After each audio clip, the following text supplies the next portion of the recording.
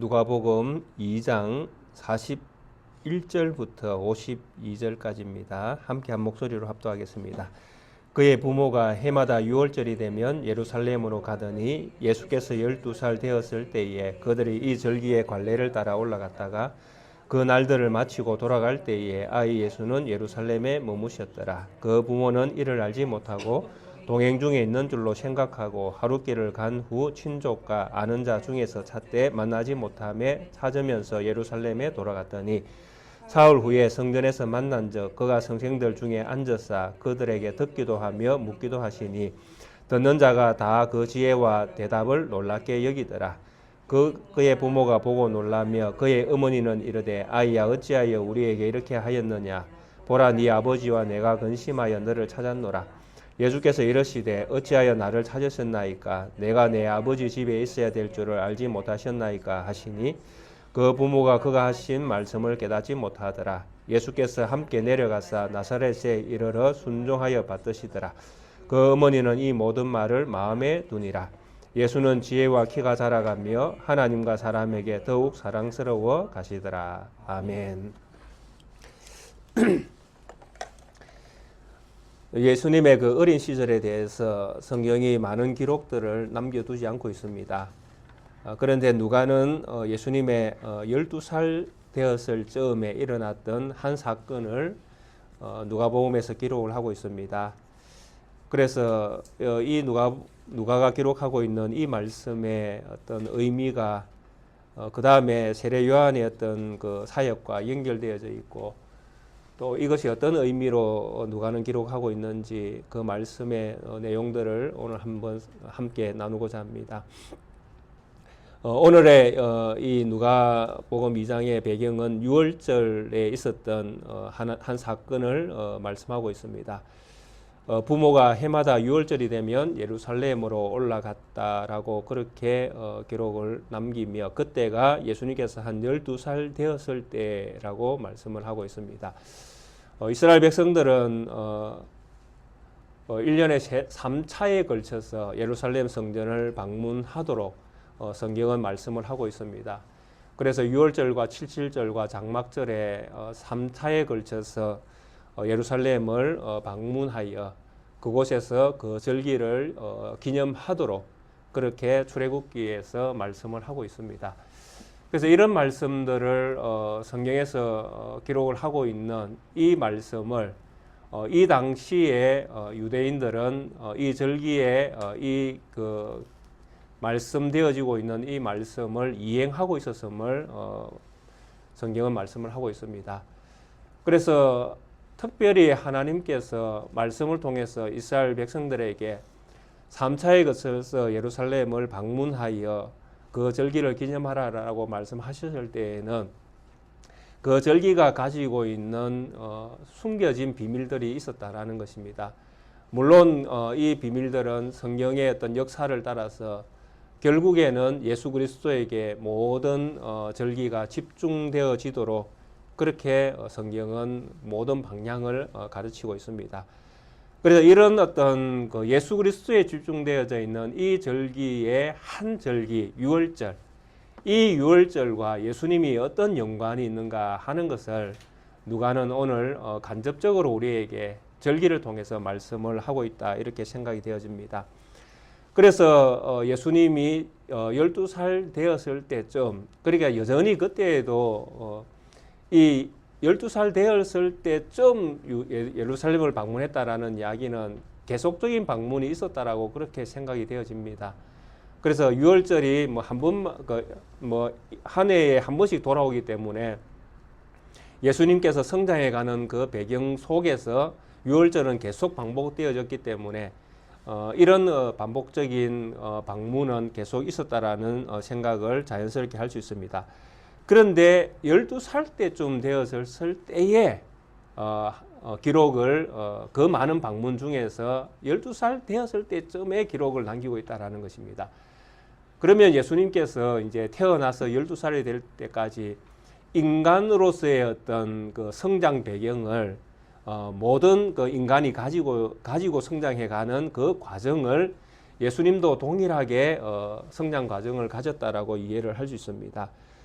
그래서 이런 12살 되었을 때에 성전을 방문했는데 성전에서 이제 유월절 유월절 기념을 하고 난 다음에 돌아가는 길에 이제 문제가 생겼다라고 성경이 기록을 하고 있습니다. 돌아가는 일행 중에 예수님이 빠져 있는 것을 부모가 늦게 이제 발견을 하게 되어진 것입니다. 알아차리게 된 것이죠.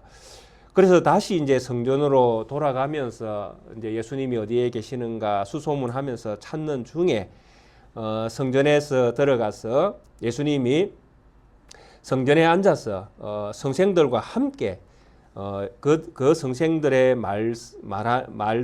말씀들을 듣기도 하고 답하고 있는 이 광경을 목격했다, 이렇게 기록을 하고 있습니다. 그러면서 그때의 예수님의 그 모습을 보니까 답하고 질문하고 이제 답하고 하는 이런 그 모든 그 내용들이 예사롭지 않은 것이죠. 참으로 지혜롭게 답을 하고 있었다라고 그렇게 증언을 하고 있습니다. 듣는 자가 다 그 지혜와 대답을 놀랍게 여기더라. 그래서 사람으로서의 어떤 성장을 하면서 12살밖에 되지 않는 그 예수님이 성생들과 함께 이제 랍비들이겠죠. 뭐 이 당시에 랍비라고 하면 뭐 성경에서 등장하는 가브리엘일 수도 있고요. 또 힐렐일 수도 있고 이 당시에 살았던 산마이 같은 이런 어떤 성생들일 가능성이 있죠. 그래서 이런 어떤 그 성생들과의 어떤 무리 속에서 함께 토론도 하고 대화를 나누는데 그 지혜가 상당히 지혜로웠다, 이렇게 누가는 기록을 하고 있습니다. 그리고 이 광경을 목격한 그 부모가 놀라며 그 어머니는 이르되 아이야 어찌하여 우리에게 이렇게 하였느냐 하니 예수님의 대답이 그렇습니다. 보라, 내가 내 아버지의 집에 있어야 될 줄을 알지 못했습니까? 라는 답을 예수님께서 하셨다, 이렇게 누가가 기록하고 있습니다. 상당히 간단합니다. 6월절에 성전에 올라갔다가 다시 돌아가는 길에 예수님이 무리 중에 없어서 다시 성전에 가니 성생들과 함께 대화하고 말씀을 나누고 있었는데 그 지혜가 예사롭지 않았다. 그래서 어머니인 마리아가 예수님에게 왜 우리 일행과 같이 돌아오는 길에 함께 하지 않았느냐, 왜 우리를 걱정시키느냐, 이런 어떤 의도로 예수님에게 이야기를 하니 예수님의 대답이 내가 내 아버지의 집에 있어야 되는데 그것도 몰랐습니까? 뭐 이런 의미죠. 내가 내 아버지의 집에 있는 것이 뭐 당연한 거 아닙니까? 이런 대답을 예수님께서 하셨다. 그래서 이것이 부모들은 이게 무슨 의미인지 몰랐는데 어머니 마리아는 마음에 새겼다. 그리고 예수님이 자라갈 때 지혜와 키가 자라가고 사람들과 하나님 앞에서 사랑스러워 가더라. 뭐 내용은 너무나 간단합니다. 근데 이게 성경에 기록을 되어져 있다라는 것입니다. 그래서 이것이 예수님이 이제 공생애를 시작하기 전에 누가가 기록하고 있는 예수님에 대한 모습입니다. 그래서 이것이 상당히 예수님의 공생애를 결정짓는 그런 의도로서의 말씀이 이 말씀일 수도 있다라는 게 조금 생각이 되어집니다. 그래서 왜 그러면 이 공생애를 시작할 때에 이 내용이 중요한가라고 할 때에 결국은 제 생각은 그렇습니다. 이 절기에 등장하고 있는 유월절이 예수님의 공생애에 상당한 어떤 의미를 던져주고 있기 때문에 이 내용이 저는 중요하다라고 그렇게 판단을 합니다. 그래서 그러면 유월절에 대해서 참 우리는 뭐 너무 많이 들어왔습니다. 근데 이 유월절에 담겨져 있는 의미들은 다 뭐 이제 설명해낼 수 없는 다양한 부분들이 존재한다라는 것입니다. 그래서 처음에 이제 성전이 등장하기 전에 가장 먼저 유월절을 절기를 지킬 때에는 이스라엘 백성들이 애굽이라는 곳에 노예 생활하고 있을 때입니다. 그리고 하나님께서 모세를 통해서 10재앙을 애굽에 내릴 때에 마지막 장자를 치는 재앙에서 이 유월절이 등장하게 되는 것입니다. 그런데 그때에는 이스라엘 백성들이 이 유월절에 잡았던 그 어린 양을 어디에서 먹었는가 하면 그 양을 잡은 그 집에서 먹었다라는 것입니다. 처음에는. 그리고 이스라엘 백성이 광야 생활을 할 때에는 유월절을 어디에서 지켰습니까? 광야에서 지켰습니다. 유월절을. 그래서 유월절을 지키던 장소가 정해져 있지 않았다라는 것입니다. 처음에는 그 유월절을 지킬 때에 처음에는 애굽에서 지켰고, 그래 애굽에서 이제 나왔을 때에는 광야에서 지켰고, 이 광야에서 이제 하나님께서 이스라엘 백성에게 말씀하신 것입니다. 내가 내 이름을 두는 하나의 장소를 장차 만들 것인데 그때에는 너희가 거기에서만 유월절을 지켜야 된다라고 신명기에 이제 기록을 남기고 있거든요. 그래서 신명기 12장에 하나님께서 말씀합니다. 내 이름을 두는 그곳에서 너희는 유월절을 지키라. 그리고 내 이름을 둔 그곳에서 유월절을 지키는데 어떻게 지킬 것인가 하는 것은 신명기 16장에서 이제 말씀을 하고 있습니다. 신명기 16장을 우리가 조금 참고를 하셔야 됩니다. 신명기 16장을 조금 보시겠습니다. 1절부터 조금 보시면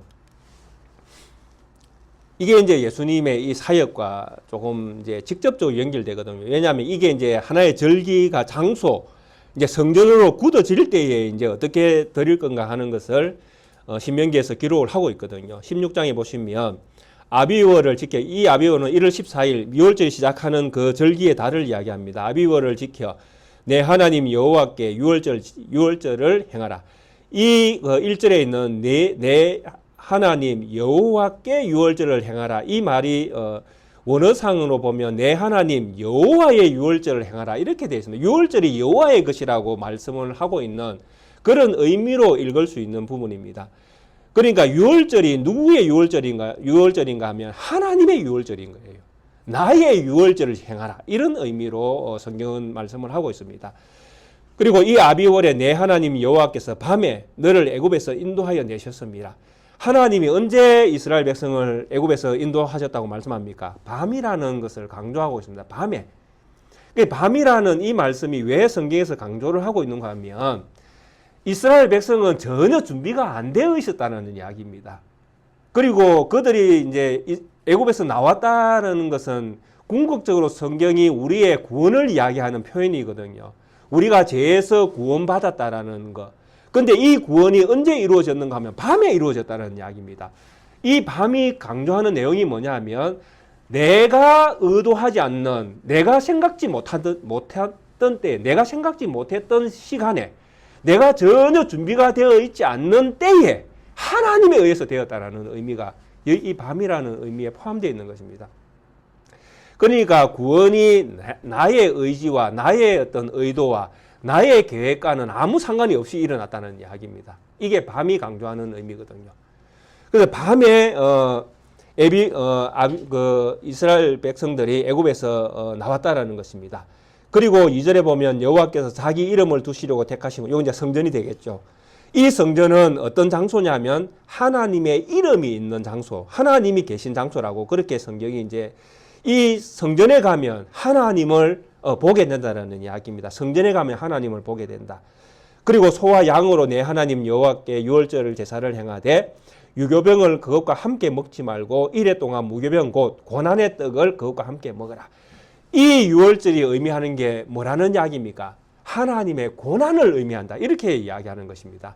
유월절은 그냥 어떤 절기로서 이렇게 축제와 같은 이런 의미가 아니라 하나님이 애쓰고 수고하고 고난을 담아낸 그런 절기가 유월절이라는 이야기입니다. 그래서 유교병을 먹지 말라고 이야기하는 것도 맛있는 떡, 그죠? 달달하게 우리 입에 탁탁 달라붙는 그런 떡이 아니라 무교병, 전혀 그 단맛도 없고 그냥 아무 맛도 없는, 그리고 고난의 떡이라서 그렇습니다. 그래서 이게 전부 다 하나님의 어떤 고난, 그 어린 양, 피, 이 모든 것들을 상징하는 것이거든요. 그래서 무교병을 먹으라고 이야기합니다. 일주일 동안. 그것을 함께 먹고 애굽 땅에서 급히 나와. 여기 이제 밤을 이제 다시 강조해 주는 내용이 나오죠. 네가 애굽 땅에서 급히 나왔음이니 이같이 행하여 네 평생에 항상 내 애굽 땅에서 나온 나를 기억하라. 그러니까 이스라엘 백성이 기억해야 될 것이 무엇이냐 하면 이스라엘 백성의 지금 현재의 이 영광, 평화로움, 이제 그 가나안 땅에서 사는 그 축복된 삶들 있지 않습니까? 젖과 꿀이 흐르는 땅에서 그들이 편안하게 안식을 누리는 이 삶은 철저하게 하나님께서 급히 이스라엘 백성을 구원해내시고, 그러니까 전적인 하나님의 은혜로 이스라엘 백성을 구원해내신 그런 의미가 담겨져 있는데, 그런 일들을 하신 하나님의 그 수고로움, 고통, 고난, 죽음이 여기에 담겨 있다라는 이야기입니다. 6월절은 엄청난 메시지죠. 그래서 하나님의 이 고난과 그 수고하심, 또 그 죽으심, 이런 것들을 6월절이라는 이 절기는 다 담고 있는데, 이 절기에 이스라엘 백성들이 다 함께 어디에 모인다라는 것입니까? 성전에 다 모인다라는 것입니다. 그리고 성전에 모여서 그들은 무엇을 먹습니까? 하나님 앞에서 고기를 먹습니다. 이제 잡은 고기잖아요. 어린 양. 그리고 무교병, 그 누를 넣지 않는 떡을 먹습니다. 그러면 이 이스라엘 백성은 무엇을 먹는 것입니까? 그들을 위해서 희생되어진 하나님의 그 고난의 떡을 먹고, 그들을 대신해서 그들의 구원을 위해서 희생하신 하나님의 그 희생을 담아낸 고기를 그들이 먹는 것입니다. 그러니까 여기에 모여서 성전에 모여서 하나님과 화목된 제물을 함께 먹으면서 축제에 참여하고 있는 이 사람들은 특징이 있다라는 것이죠. 그 특징이 무엇인가 하면 바로 하나님의 고난에 참여한 자들로 구성되어진 가족들이라는 것입니다. 그러니까 성전에 모일 수 있는 사람은 아무나 모일 수 있는 게 아닙니다. 그게 6월절 그 절기를 지키면서 함께 6월절 절기에 동참하는 사람은 철저하게 구별되어 있다는 것입니다.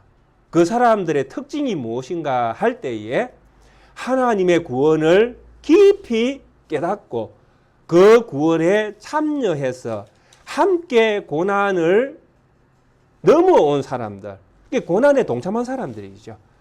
이 동참한 어떤 믿음을 가지고 있는 사람들이 이 6월절에 참여되어진 사람들이라는 것입니다. 그래서 이 일해 동안 이 절기를 함께 지키고 아침까지 그들이 잡은 고기를 두면 안 됩니다. 왜? 그들은 애굽 땅에서 급히 도망쳐 나왔기, 그게 탈출해 나왔기 때문에 밤에 그게 애굽 땅에서 먹었던 음식은 다 애굽에 두고 새로운 사람으로 이제 나와야 되니까 음식을 남겨두면 안 됩니다. 그게 그들이 이제 애굽 땅에서 먹었던 것들은 다 남겨두고 새로운 땅에 들어오면 뭘 먹어야 됩니까? 새로운 땅의 양식을 먹어야 돼. 새 양식을 먹어야 되는 것입니다. 그래서 밤까지, 아침까지 이 음식은 남겨두면 안 됩니다. 새로운 걸 먹어야 되니까요. 그래서 이 새로운 것이 무엇입니까? 바로 하나님의 은혜를 경험해서 먹는 신령한 이제 젖과 꿀이죠. 예. 그걸 이제 새로운 사람들, 애굽에서 나온 사람들은 이걸 먹어야 되는 것입니다. 그래서 6월절 제사를 네 하나님 여호와께서 주신 각 성에서 드리지 말고 오직 네 하나님 여호와께서 자기의 이름을 두시려고 택하신 곳에서 네가 애굽에서 나오던 시각 꼭 저녁 해질 때에 6월절 제물을 드리고 네 하나님 여호와께서 택하신 곳에서 그 고기를 구워 먹고 아침에 네 장막으로 돌아갈 것이라, 이렇게 기록을 하고 있습니다. 그래서 아침에 이제 돌아갈 때에는 새로운 사람으로서 이제 돌아가는 것이잖아요. 새로운 이제 하나님과 화목된 어떤 믿음을 가지고 고난에 동참한 믿음을 가지고 이제 돌아가게 되는 것입니다. 이것이 6월절이 가지고 있는 엄청난 의미입니다. 그래서 예수님께서 부활하시지 않습니까? 고난을 당하시고 부활하시는데 우리 예수님이 부활하셨던 시각이 언제인지 아십니까? 예, 성경에서 새벽에 이렇게 새벽 미명에. 그러니까 예수님이 뭐 날이 밝자마자 튀어나왔다는 이게 이제 밤이라는 의미를 예수님께서 살리시는 것, 완성해내시는 것입니다. 급히 나온 것처럼 우리 예수님이 육신을 입고 이 땅에 오셔서 육신의 어떤 그 인간의 모든 죄를 대속하시고 십자가를 지시지만은 그분의 이 그 구원의 능력은 이 땅에 잠시라도 머물러 있을 수 없는 그런 능력을 가진 신령한 몸으로서의 탈출입니다. 그래서 우리의 구원이 우리 믿음을 가진 성도들에게 주는 이 메시지가 뭐냐 하면 우리가 받은 구원의 특별성입니다.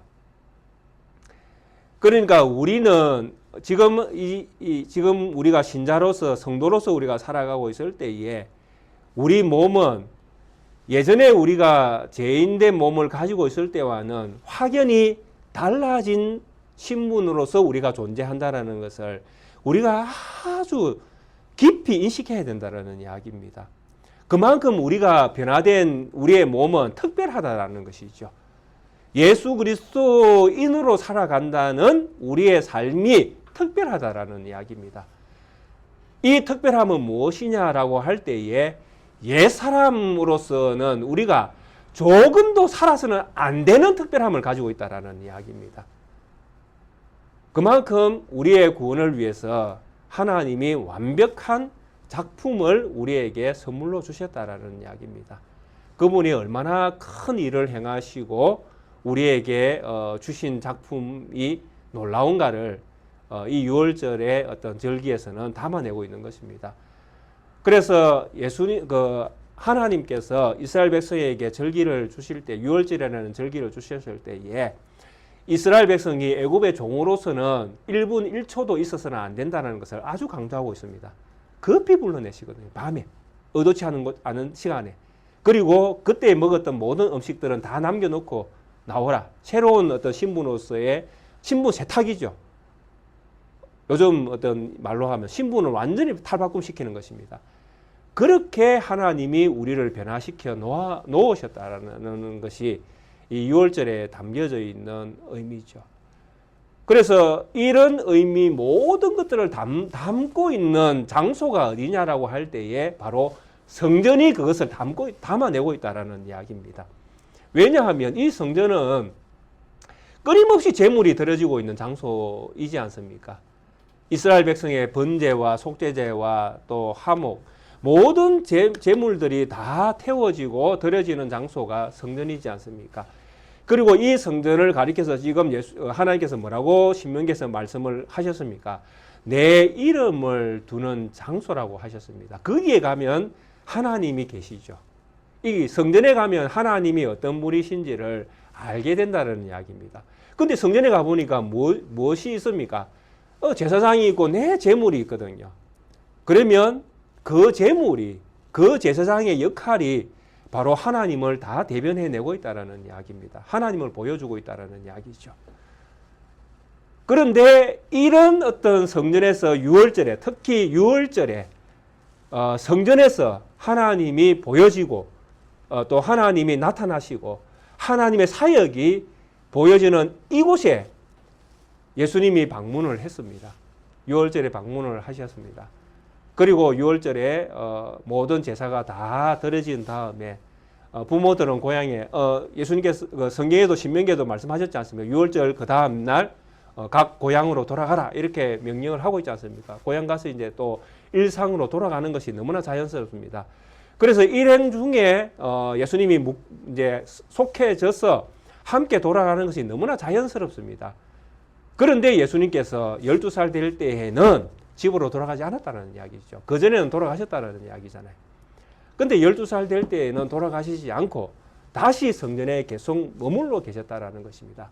그리고 부모가 왜 너는 우리에게 이렇게 함께 일행 중에 오지 않아서 우리의 마음을 근심나게 했는가 할 때에 내가 내 아버지의 집에 있어야 할 줄 알지 못했는가? 이 이야기가 주는 의미가 무엇이겠습니까? 바로 예수님이 유월절에 또 성전에서 드려지고 있는 제물에 내가 이 모든 것들을 다 담아내고 있는 주인공이다. 그 말 아니겠습니까? 그렇게 들려지지 않습니까? 예. 그래 그냥 예수님께서 부모에게 뭐 밑도 끝도 없이 하는 것이 아니라 이 누가가 지금 연결시키고 있는 것은 유월절을 연결시키고 있다는 이야기입니다. 그리고 이 유월절을 예수님은 성전에서 유월절을 지키고 당연히 돌아가야 되지만은 예수님이 돌아가지 않는 데는 이유가 있다라는 것이죠. 무슨 이유? 내가 이 유월절의 진짜 주인공이다라는 이야기죠.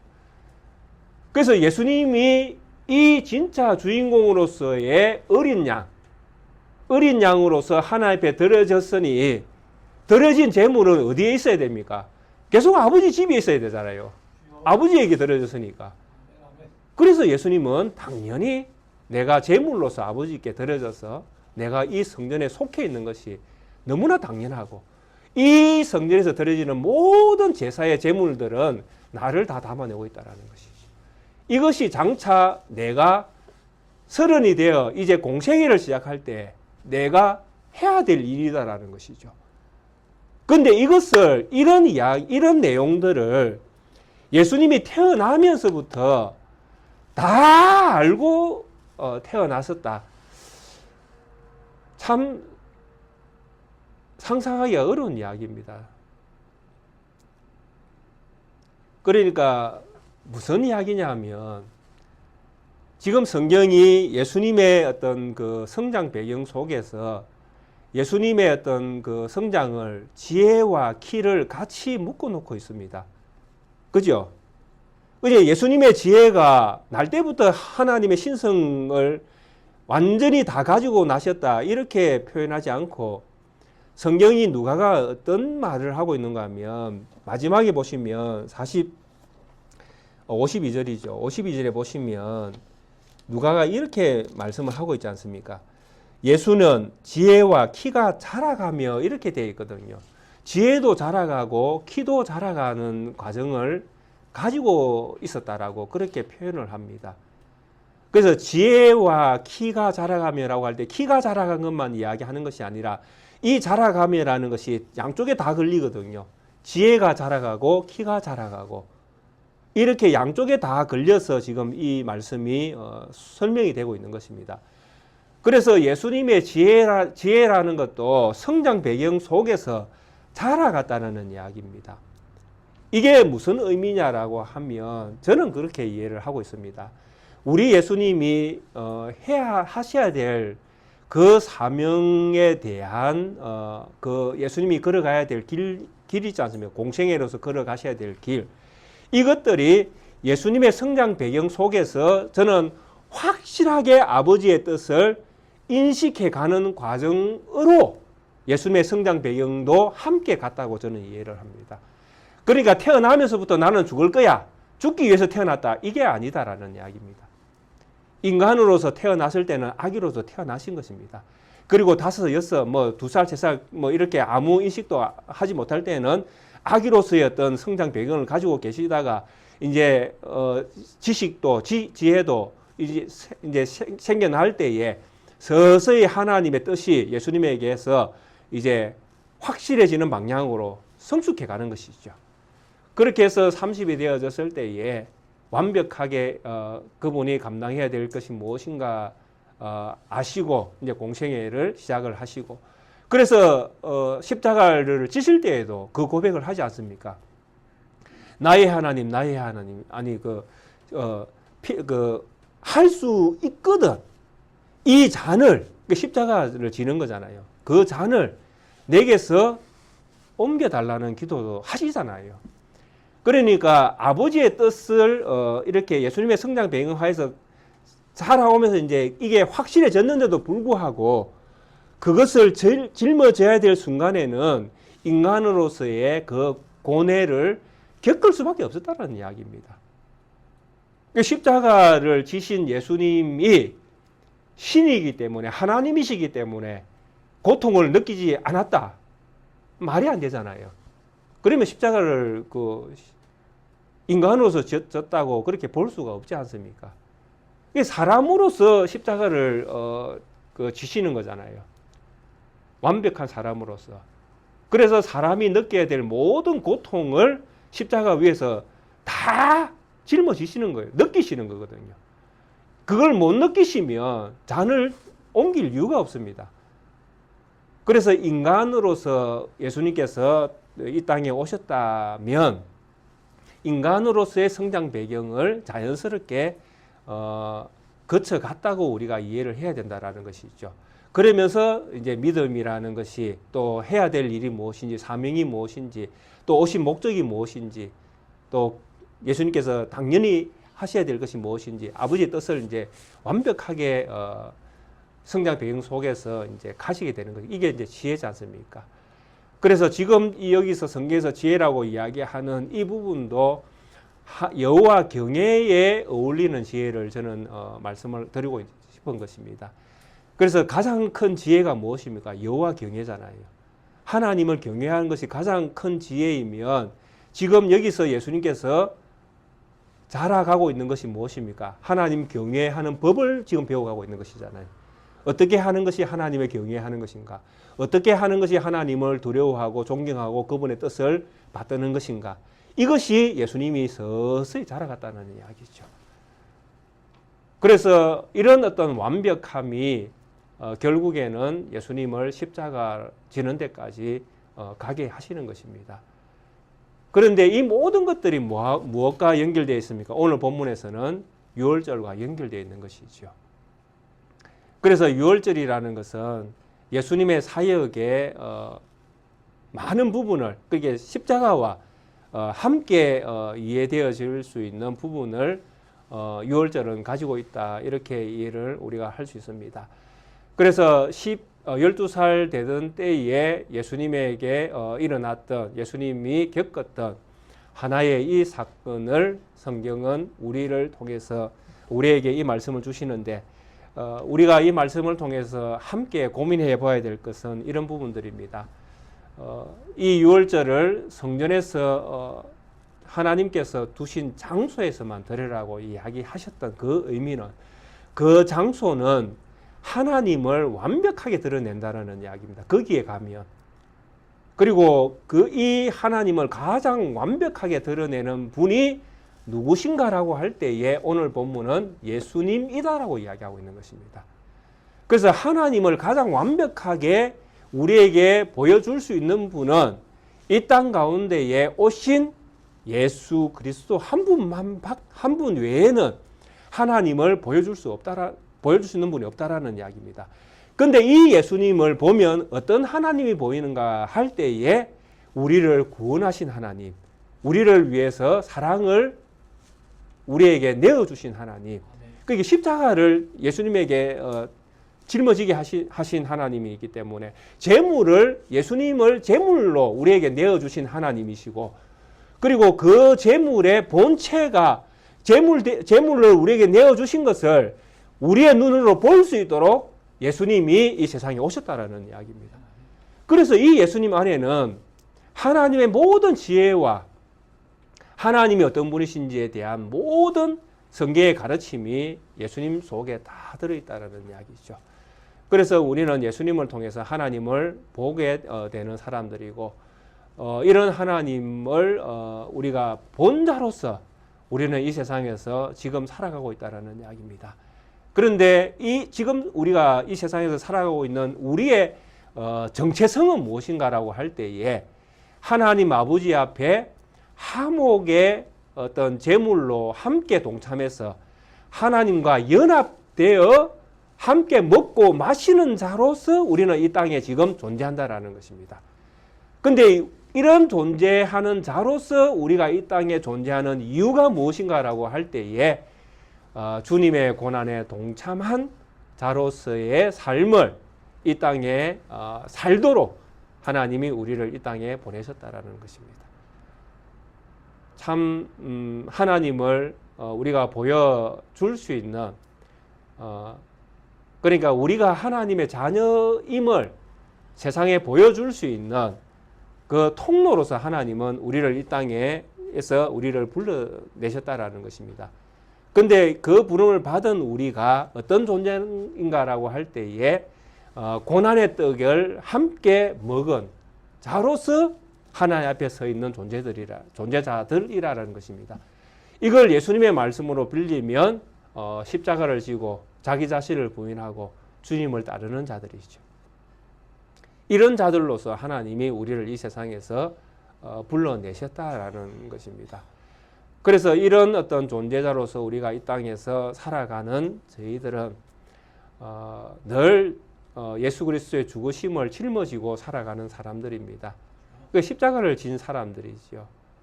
그래서 이 십자가는 철저하게 하나님의 사랑으로부터 출발되어진 흔적들입니다. 그래서 하나님을 믿는 하나님의 백성들에게 신의 성품들을 이야기할 때에 끊임없이 등장하는 것이 사랑입니다.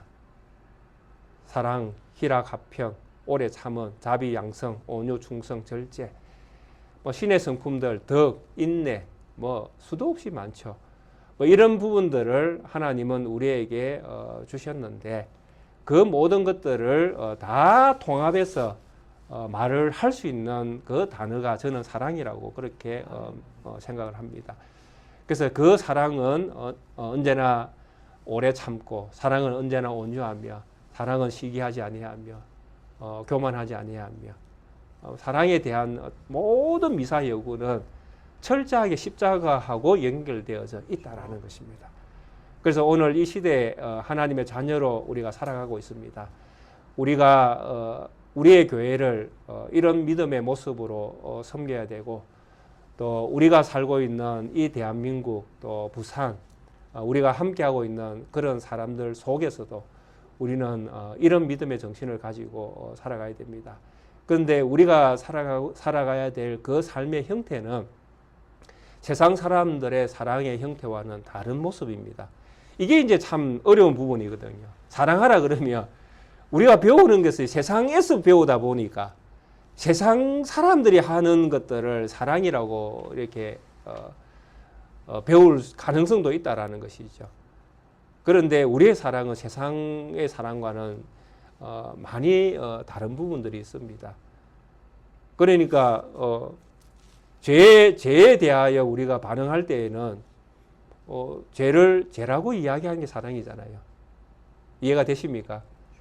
그러니까 우리의 사랑의 방식은 철저하게 하나님 앞에서의 사랑입니다. 하나님을 두려워하는 방식을 가지고 사랑을 이야기해야 된다는 것입니다. 세상 사람들이 이야기하는 사랑을 이야기하는 것이 아니라 하나님 안에서, 하나님께서 주신 말씀 안에서, 하나님께서 주신 믿음의 도리 안에서 우리가 사랑의 어떤 방식들을 찾아야 된다는 이야기입니다. 그래서 이런 방식들을 찾기 위해서는 우리가 하나님을 알아야 되고 힘써 하나님을 알아야 됩니다.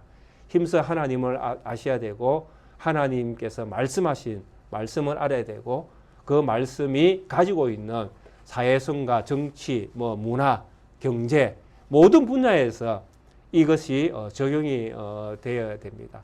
그래서 경제로 가도 정치로 가도 우리가 사랑하는 방식은 달라질 수밖에 없습니다. 그래서 그런 어떤 사랑의 방식들을 우리가 크게 하나님 말씀 안에서 우리가 이런 부분들을 찾아내셔야 됩니다.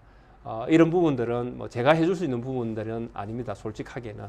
왜냐하면 각자에게 맡겨진 부분들이 있기 때문에 그렇습니다. 그래서 특별히 오늘 말씀드리고 싶은 가장 큰 요지는 이 유월절은 예수 그리스도를 담아낸다라는 것. 그리고 이 예수 그리스도를 담아내는 이 유월절, 이 예수 그리스도를 바라보며 예수 그리스도를 보면 하나님 아버지를 보게 된다라는 것. 그런데 그 하나님 아버지는 유월절 절기를 통해서 자기 자신을 우리에게 보여주셨다라는 것. 그리고 이 유월절은 또 예수 그리스도 안에서 유월절의 모든 내용이 담겨져 있고 우리가 예수 그리스도를 보면 유월절의 의미와 하나님 아버지의 사랑과 그분이 해야 하셨던 일들이 그분 예수 그리스도 안에서 다 보여진다라는 것. 그리고 그 보여진 예수 그리스도를 우리가 함께 그분의 삶을 공유하는 자로서 하나님 앞에 우리가 먹고 마시고 그렇게 살아가는 존재로 하나님이 우리를 불러주셨다라는 것. 이것이 오늘 본문에서 말씀하고 있는 그 방향성이라고 그렇게 생각을 합니다.